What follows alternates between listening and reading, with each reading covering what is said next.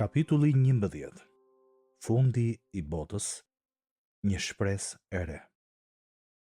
Gjatë pjesës së fundit të shekullit të parë pas Krishtit, dishepujt e Jezusit dhe shumë të tjerë që besuan në të, e quan mesazhin e tij, të cilin ata e quajtën Ungjilli ose Lajmi i Mirë, në mbar botën e njohur. Dishepujt e tij u dërguan shumë letra besimtarëve të rinj të Jezusit, të cilët jetonin në pjesë të ndryshme të botës, kjo me qëllim që t'i inkurajonin ata, si edhe për ta forcuar besimin e tyre. Fjala e Perëndisë, e cila ju dërgua njerëzve nëpërmjet këtyre letrave nga dishepujt e Jezusit, është përcjell te ne në 21 letra të ndryshme. Në këtë libër, nga kapitujt 11 deri në 14, do të paraqesim fragmente prej këtyre letrave. Fragmente nga letra e Pjetrit. Kjo që po ju shkruaj tani, të dashurit e mi, është letra e dytë. Në të dyja po përpiqem të zgjoj mendjen tuaj të kthjellët, që t'ju nxis kujtesën për të sjellë ndërmend fjalët e thëna më parë nga profetët e shenjtë, si dhe urdhërimin e Zotit dhe shpëtimtarit ton për çuar nga apostujt tuaj. Së pari ta dini këtë: në ditët e fundit do të vinë disa përqeshës, të cilët duke jetuar sipas epsheve të tyre, do t'ju pyesin me tallje: ku është premtimi i ardhjes së Zotit? Sepse qysh kur të parët tanë mbyllën syt, të gjitha gjërat kanë mbetur siç kanë qenë që nga fillimi i krijimit. Ata e shpërfillin me dashje këtë fakt, se nëpërmjet fjalës së Perëndisë, qiejt erdhën në ekzistencë shumë kohë më parë, dhe se toka u formua nga uji e me anë të ujit. Nëpërmjet këtyre, bota e asaj kohe u shfaros kur u përmbyt nga uji. Por prej së njëjtës fjalë, qiejt dhe toka e tanishme mbahen mënjan për zjarr, duke u ruajtur deri ditën e gjykimit dhe të shkatërimit të njerëzve të pabesë. Të dashurit e mi, këtë mos e harroni. Me Zotin një ditë është si 1000 vjet, dhe 1000 vjet si një ditë. Zoti nuk vonon ta përmbush premtimin siç mendojnë disa, por është i durueshëm me ju. Ai nuk dëshiron që ndokush të humbas, por që të gjithë të vinë në pendim.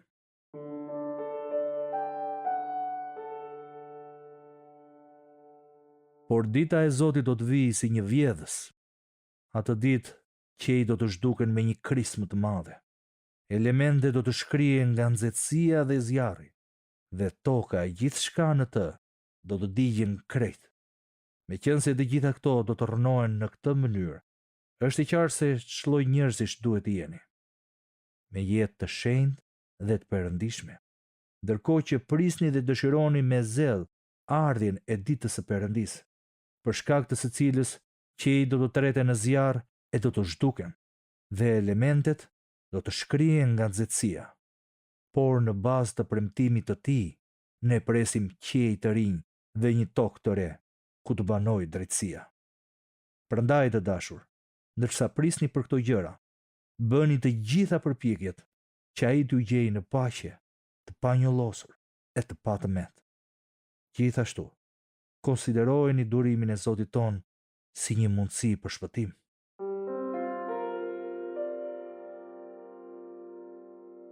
Fragmente nga letrat e Palit. Ne nuk duam, o vëllezër, që ju të mos jeni në dieni për sa u përket atyre që kanë mbyllur syt, me qëllim që të mos hidhroheni si të tjerët, të cilët nuk kanë shpresë. Meqense ne besojmë që Jezusi vdiq dhe u ringjall sërish, në të njëjtën mënyrë besojmë se Perëndia do t'i sjellë me vete ata që kanë mbyllur syt në Jezusin. Se ju a themi këtë nëpërmjet fjalës së Zotit, ne që do të jemi ende gjallë deri në ardhjen e Zotit, nuk do të kemi kurrfarë përparësie ndaj atyre që i kanë mbyllur syt. Sepse vetë Zoti do të zbresë nga qielli me një kushtrim, me zërin e kryeëngjëllit dhe me trumpetën e Perëndisë, dhe të vdekurit në Krishtin do të ringjallen të parët. Atëherë ne, që do të jemi ende gjallë, do të rrëmbehemi bashkë me ta në re, për të takuar Zotin në ajër, dhe kështu do të jemi përgjithmonë me Zotin. Prandaj, inkurajoheni njëri tjetrin me këto fjalë.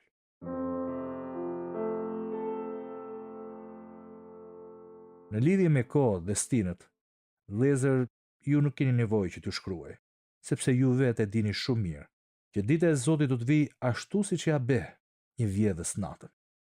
Kur të thonë paqe e siguri, atëherë një shkatërrim i papritur do të pllakos mbi ta, siç zën dhimbjet e lindjes një grua shtatzën, dhe ata nuk do t'i shpëtojnë dot.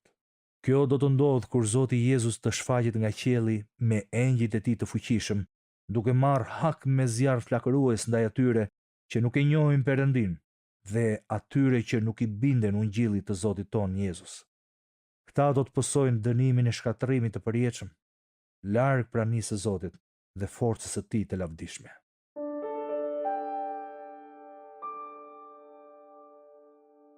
Tani, në lidhje me ardhjen e Zotit ton, Jezu Krisht, si edhe me bashkimin ton rreth tij, ju kërkojmë, o vëllezër, që mos t'ju trazohet lehtë mendja e të mos shqetësoheni, qoftë nga ndonjë frym, mesazh apo letër e dërguar gjoja nga ne, sikur pas ka ardhur dita e Zotit.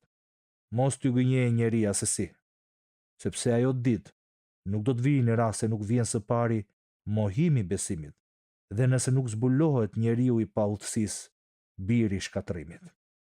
Ai kundërshton dhe e lartëson veten mbi çdo qenie tash të quajtur perëndi apo objekt adhurimi, në mënyrë që të ulet në tempullin e Perëndisë, duke u vetë shpallur perëndi. A nuk e mbani mend se ndërkohë që isha ende me ju a kam thënë këto? Dhe ju e dini se çfarë pengon atë aktualisht që të zbulohet në kohën e tij. Sepse misteri i paudhësisë tani më është në veprim. Por ai që tani e ndalon, do të vazhdojë ta bëjë këtë derisa të largohet. Dhe më pas do të shfaqet i paudhi. Zoti do ta shkatërrojë të paudhin me frymën e gojës dhe do ta azjesojë atë me shkëlqimin e ardhjes së tij.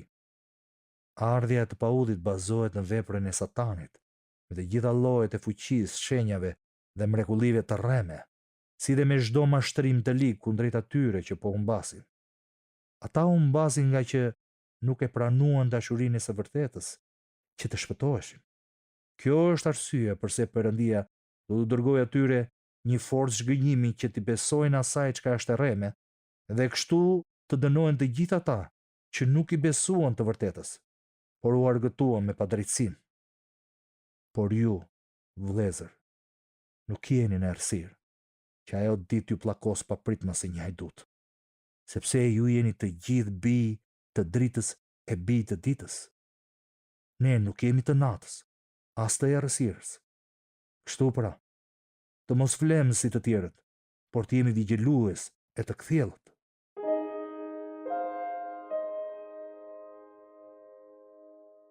Ne kemi qytetarinë në qejë, preandej presim edhe shpëtimtarin, Jezu Krishtin, Zotin. Trupin ton të përullur, ai do ta shndrojë në ngjashmëri me trupin e tij të lavdishëm, me anë të fuqisë që i mundson atij t'i nënshtrojë të gjitha gjërat ndaj vetes. Por dikush do të thotë, si ringjallen të vdekurit, me çfarë trupi do të vijë? I pamend. Ajo çka ti mbjell nuk vjen në jetë në rast se nuk vdes.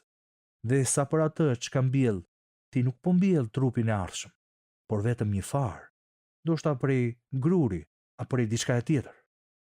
Por Perëndia i jep asaj një trup ashtu siç dëshiron, dhe secilës nga farat trupin e saj të veçantë. Nuk është çdo mish i të njëjtit lloj mishi, por një lloj është mishi i njerëzve, një tjetër mishi i kafshëve, lloj tjetër i shpendëve, e tjetër ai i peshqve. Ekzistojnë trupa qellor dhe trupa toksor, por tjetër është rrezëllimi i trupave qellor dhe tjetër ai i toksorëve. Ekziston një rrezëllim i diellit, një tjetër i hënës dhe një tjetër i yjeve, sepse ylli nga ylli ndryshon në vezullim. Kështu do ndodh edhe me ringjalljen e të vdekurve. Trupi që mbillet në kalbje, ringjallet në moskalbje. Mbillet në shënderim, ringjallet në lavdi. Mbillet në dobësi, ringjallet në fuqi. Mbillet trup natyror, ringjallet trup frymëror. Nëse ekziston një trup natyror, ekziston edhe një trup frymëror.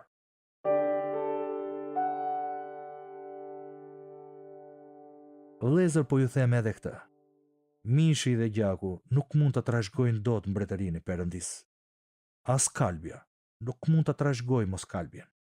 Dëgjoni. Po ju tregoj një të fshehtë.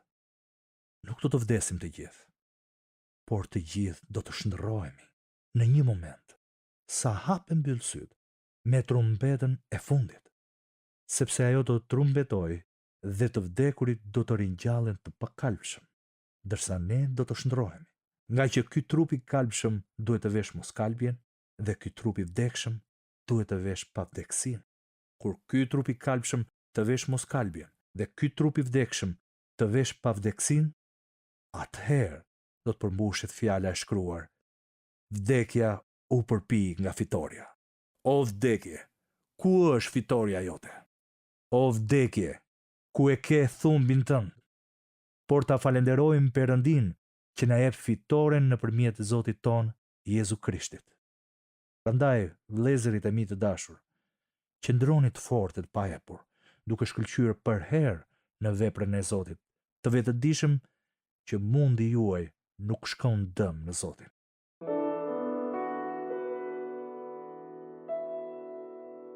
Fragmente nga letra e Judës. Por ju, të dashur, sillni ndërmend fjalët e parathëna nga apostujt e Zotit tonë Jezu Krisht, të cilët ju thoshin: kohën e fundit do të ketë përqeshës, të cilët do ndjekin dëshirat e tyre të mbrapshta.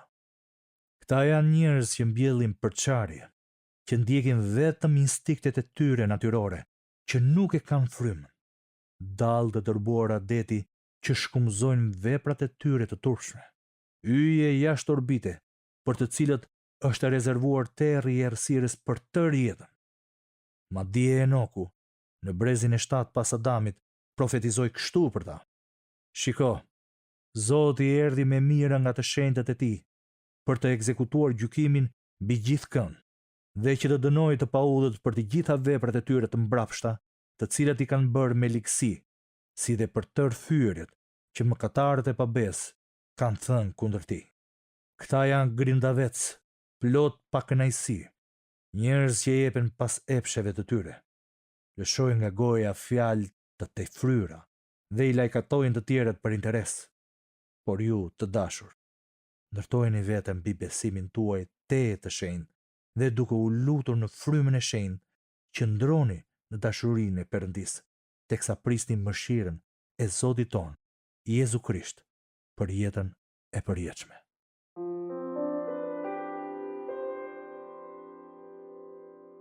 Nga letra e Palit, drejtuar Timoteut.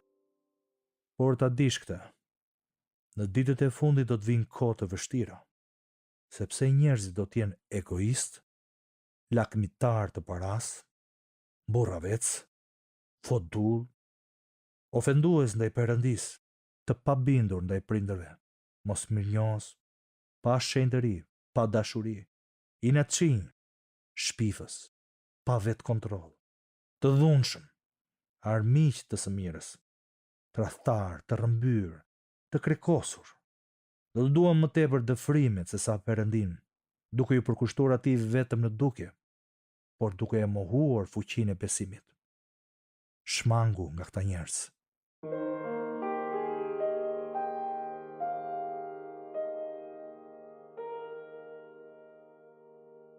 Por ti më ke ndjekur nga afër në mësimin tim, në sjellje, në qëllim, në besim, në durim, në dashuri e qëndrueshmëri, si edhe në përndjekje e në vuajtje, siç ndesha në Antioki, Ikon dhe Listër.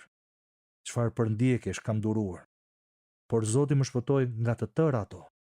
Në fakt, të gjithë ata që duan të bëjnë një jetë të perëndishme në Krishtin Jezus, do të përndiqen. Megjithatë, njerëzit e këqij dhe gënjeshtarët do të bëjnë për herë më keq, duke mashtruar dhe duke u mashtruar.